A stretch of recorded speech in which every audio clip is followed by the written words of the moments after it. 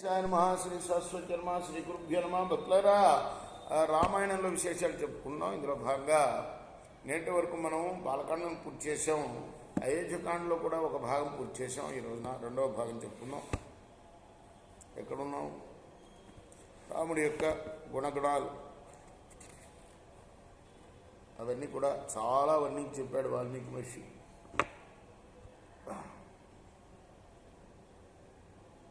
అటువంటి సాటిలేని అనేక గుణాలతో కూడిన కుమారుణ్ణి చూచి దశరథ మహారాజు ఆలోచించాడు.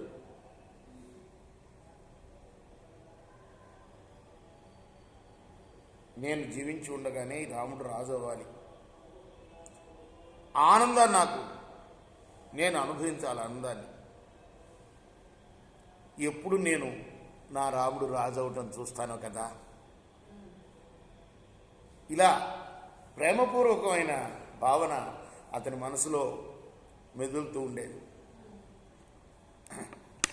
నాకన్నా రాముడు ఎక్కువ ప్రియుడు ప్రజలకి.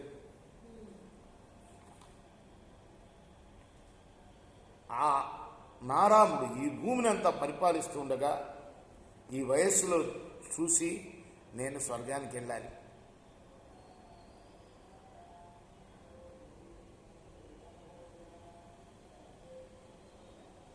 ఆ తర్వాత మంత్రులతో ఆలోచించి అతన్ని వెంటనే యువరాజును చేయాలని నిశ్చయించుకున్నాడు దశరథ మహారాజు.